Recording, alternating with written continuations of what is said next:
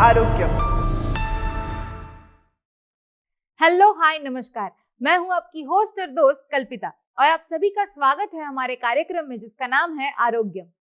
दोस्तों, एक रिसर्च के अनुसार ऐसे कहा गया है कि हर 6 सेकंड में कोई एक व्यक्ति ब्रेन स्ट्रोक का शिकार होता है। तो इसी समस्या के बारे में आज के एपिसोड में हम चर्चा करने वाले हैं। इस पर चर्चा करने के लिए हमारे साथ हमारे स्टूडियो में मौजूद है डॉक्टर प्रियंका थिगड़े जी। तो चलिए उनका स्वागत करते हैं। वेलकम प्रियंका मैम, आपका हमारे आरोग्यम के मंच पर बहुत बहुत स्वागत है। थैंक यू कल्पिता। मैम, आज के एपिसोड में हम बात करने वाले हैं ब्रेन स्ट्रोक के बारे में। ये जो आजकल की हमारी लाइफ है वो बहुत ही करियर ओरिएंटेड हो चुकी है और इसी वजह से स्ट्रेस भी हमारे जीवन का एक हिस्सा बन चुका है। एक रिसर्च के अनुसार हर 6 सेकंड में किसी एक को ब्रेन स्ट्रोक हो रहा है।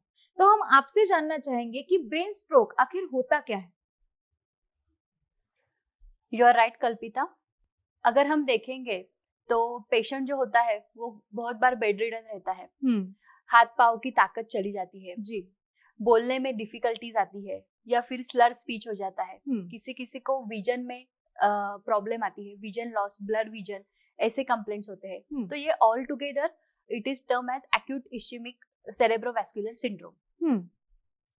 इसके अगर हम कॉजेस के हिसाब से टाइप्स देखें तो देयर आर 2 टाइप्स।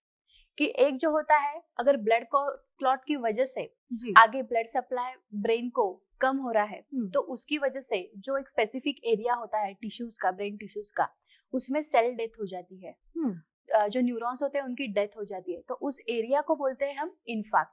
तो वो जो ब्रेन का एरिया है वो जो भी बॉडी का फंक्शन कवर करता है, कंट्रोल करता है, उसमें फिर डिफिकल्टीज आ जाती है। अगर कोई हाथ पे कंट्रोल कर रहा है, अपनी पकड़ पे कंट्रोल कर रहा है, तो उसमें डिफिकल्टीज आ जाती है। इसमें बहुत बार ऐसा हो जाता है हेमीप्लेजिया, जैसे आधी साइड जो होती है वो राइट, जैसे राइट हैंड और राइट लेग, इनकी ताकत चली जाना, या फिर दोनों पैरों की ताकत चली जाना। कभी कभी ऑल 4 लिम्स, अगर मैसिव इम्पैक्ट होगा तो all 4 limbs can be involve.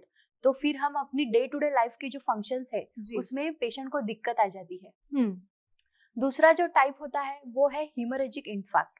अगर अंदर ब्रेन के अंदर कोई ब्लड वेसल्स है वो रप्चर हो गई है तो वहां पे उसकी वजह से आगे जाके ब्लड सप्लाई नहीं होता है ब्रेन को। तो each and every cell of the body requires oxygen for its function. So वो आगे नहीं मिलता है, खून नहीं मिलता है, ऑक्सीजन नहीं मिलता है, तो अगेन उसकी वजह से भी सिमिलर सिम्टम्स आते हैं। लेकिन एक स्पेसिफिक सिम्टम जो है, अगर हम जैसे सोचे कि हमारे पेशेंट को किस तरफ का इन्फार्क्ट है स्पेसिफिकली देखते देखते, तो जो हीमोरेजिक इन्फार्क्ट है जिसमें ब्लड वेसल रप्चर होती है उसमें ज्यादा से सीवियर हेडेक, ये एक स्पेसिफिक रीजन सिम्टम्स रहता है। Severe headache is a specific symptom for haemorrhagic infarct. There is one more thing जिसे बोलते हैं मिनी स्ट्रोक या फिर ट्रांस इश्चेमिक अटैक। जी, इसके जो सिम्टम होते हैं वो आते ही है और तुरंत चले जाते हैं। तो दे लास्ट फॉर फ्यू सेकंड। जैसे एकदम से हाथ पैर की ताकत चली जाना, एकदम से पाँव में ताकत चली जाके पेशेंट गिर जाता है। अगर हम इसे अर्ली डायग्नोसिस नहीं हुआ, इग्नोर किया, तो पेशेंट में वो जो बीमारी है वो बढ़ सकती है। जी मैम, जैसे आपने अर्ली डायग्नोसिस की बात की, मैं आपसे यही पूछने वाली थी कि जैसे हार्ट अटैक हमें एकदम अचानक से हो जाता है, उसके सिम्टम्स पहचानने का हमें मौका ही नहीं मिलता, तो क्या ब्रेन स्ट्रोक भी उसी तरह से अचानक हो जाता है या फिर उसके कोई सिम्टम्स है जिन पर हम ध्यान दे सकते हैं? यस, नेम इटसेल्फ सजेस्ट की स्ट्रोक। सो वो हार्ट अटैक की जैसे ही होता है जी। लेकिन क्या है कि सिम्टम जैसे एकदम से हाथ पैर की ताकत चली जाना, कभी कभी माउथ एंगल डेविएशन होता है, पेशेंट को अचानक से पानी बाहर आने लगता है, बोलने में एकदम से दिक्कत आती है, जो heaviness of tongue, Slur speech, vision, आंखों में जो आईलिड्स होती है वो ड्रॉप हो जाना, आंखों का थोड़ा सा शेप चेंज हो जाना, पैरों में एकदम से मूंगी आना, नमनेस आना, एकदम से ताकत जाना, ये कुछ अर्ली सिम्टम्स है। अगेन उसके बाद जैसे कि इश्चेमिक जो है उसमें रहता है कंफ्यूजन, पेशेंट को समझ में नहीं आता कि हम क्या बोल रहे हैं। ओके, सो और जो हीमोरेजिक है उसमें कॉन्शियसनेस जाता है, पेशेंट अनकॉन्शियस होने जल्दी हो जाता है और it may land to the coma if not get any medical attention as early as possible. तो आपने ये जो सिम्टम्स बताया उनका ड्यूरेशन कितना रहता है? क्या ये बहुत बार होते ही रहता है या फिर आके फ्रिक्शन में चला जाता है? जैसे टीआई का हमने बात किया जी, तो it is a single episode, there might be 2-3 episodes of TIA also. लेकिन ये जो पैरालिसिस के या फिर हम बोलते हैं कि ब्रेन स्ट्रोक के सिम्टम है, ये ग्रेजुअली बढ़ते ही जाते हैं, तो ऐसा कोई ड्यूरेशन उसका नहीं है जी। पेशेंट में गेट लॉक इन आवर, एक दिन लग सकता है, ऐसा कुछ स्पेसिफिक ये नहीं है। जी मैम, भारत में मौत का दूसरा सबसे बड़ा कारण होता है ब्रेन स्ट्रोक। तो मैं आपसे जानना चाहूंगी कि ऐसी डेंजरस सिचुएशन के क्या कारण हो सकते हैं? यस कल्पिता, यू आर राइट। इसके जो बेसिक रीजन है, we can divide it into types, risk factor और नॉन रिस्क फैक्टर। स्पेसिफिकली इसमें जो है वो है अनकंट्रोल हाइपरटेंशन, अनकंट्रोल डायबिटीज, आजकल स्मोकिंग, अल्कोहल, ड्रग, इन सब का यूज बहुत ज्यादा हो रहा है जी। उसके बाद आता है obesity, lack of exercise, hyperlipidemia, cholesterol, triglycerides, इनका शरीर में जो प्रमाण है वो ज्यादा रहने से क्लॉटिंग टेंडेंसी जो है वो बढ़ जाती है।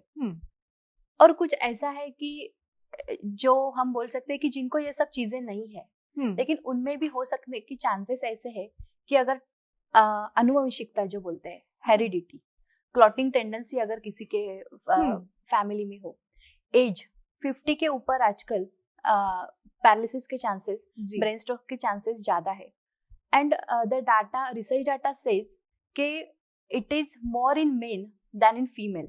ओह, तो मैम ब्रेन स्ट्रोक के लिए कौन से टेस्ट किए जाते हैं? जब ये सिम्टम्स दिखने लगते हैं, जैसे फॉर एग्जांपल सीवियर हेडेक है, वो कम नहीं हो रहा है, तो one should go for the radiological test, MRI है, CT स्कैन है। इसमें से हमको पता चलता है कि इन्फाक्ट है, कहीं पे रप्चर है, क्लॉट है जी। देन जैसे है कि कोलेस्ट्रॉल, तो लिपिड प्रोफाइल टेस्ट है, हम HbA1c कर सकते हैं जो 120 डेज का टोटल ग्लाइसेमिक कंट्रोल पेशेंट का बताते हैं, तो हमको पता चलता है कि डायबिटीज कितने कंट्रोल में है।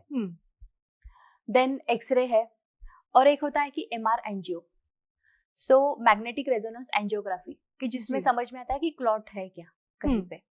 सो ये सब चीजें हैं जो डायग्नोसिस में हेल्प करने वाली है। मैम, जैसे कि बहुत सारे डिजीजेस की एक उम्र होती है, एक स्पेसिफिक उम्र के बाद ही वो समस्याएं आने लगती है, तो क्या ब्रेन स्ट्रोक के लिए भी कोई स्पेसिफिक उम्र होती है? एज आई सेड अर्लियर कि 50+ में ये चांसेस ज्यादा है, लेकिन हम अभी लाइफस्टाइल जो देख रहे हैं, स्ट्रेस फैक्टर जो है यंगस्टर्स में, वर्किंग क्लास में हमारे, तो उस हिसाब से हर किसी को, यानी almost more are people are affected with diabetes and hypertension जी। तो uncontrol hypertension is one of the reason for the stroke. So we can say कि ये 30s में भी होने के चांसेस है, अगर आपने प्रॉपर लाइफस्टाइल जो है वो हेल्दी लाइफस्टाइल अगर आप फॉलो नहीं कर रहे हो, स्ट्रेस ज्यादा है, उसमें कुछ अनकंट्रोल डिसीजेस है जिस पे आप ध्यान नहीं दे रहे हो, तो you may be prone for brain stroke जी। मैम, आयुर्वेदा में ब्रेन स्ट्रोक का वर्णन किस प्रकार किया गया है? Yes, Ayurveda has already mention it as a पक्षाघात। पक्ष मीन्स आर्म जी। सो पक्षाघात, जिसमें वात की वजह से घात हो जाता है, जैसे कि नमनेस है, स्ट्रेंथ नहीं है, पावर कम हो जाती है हाथ की, तो उसे पक्षाघात बोलते हैं। जैसे हमने एलोपैथी में देखा कि इश्चेमिक और हीमोरेजिक, ऐसे 2 टाइप्स है, वैसे ही आयुर्वेदा में है मार्गावरोधज और धातुक्षयजन्य। तो ये भी 2 टाइप्स है। आयुर्वेदा में जो है कि वात बढ़ाने वाले एग्रीवेटिंग फैक्टर्स, अगर हम ऐसे चीजें कुछ करते हैं जी, तो उसकी वजह से वात बढ़ता है और उसकी वजह से पक्षाघात जो है वो आता है जी। तो मैम, जैसे आपने अभी बात की कि वातजन्य चीजें जब ज्यादा होती है, तो वात, पित्त और कफ, ये जो 3 प्रकृतियां हैं, क्या उस पर भी ब्रेन स्ट्रोक डिपेंड होता है? हम कह सकते हैं कि वात प्रकृति जो है, अगर वात प्रकृति वाला कभी भी सिंगल प्रकृति नहीं रहती है जी, देयर इज ऑलवेज एसोसिएटेड दोष जी, वात पित्त, वात कफ, ऐसा कॉम्बिनेशन हमेशा रहता है जी। तो वात प्रकृति वाले जो लोग हैं, they are more prone because the dominating दोष जो है उनमें वो वात है जी। बट इट डजंट मीन कि हर किसी वात प्रकृति वाले को ये होने ही वाला है। अगर फिर से उन्होंने अगर अच्छी लाइफस्टाइल फॉलो की है, एक्सरसाइज है, फूड इंटेक, डाइटरी हैबिट्स अच्छे है, कुछ एडिक्शंस नहीं है, वाटर इंटेक अच्छा है, तो ये सब हम अवॉइड कर सकते हैं जी। मैम, अभी आपने जो कहा कि हमारी जो बुरी आदतें हैं जैसे कि स्मोकिंग, ड्रिंकिंग, तो वो भी ब्रेन स्ट्रोक का कारण हो सकती है, तो वो किस तरह से अफेक्ट करती है?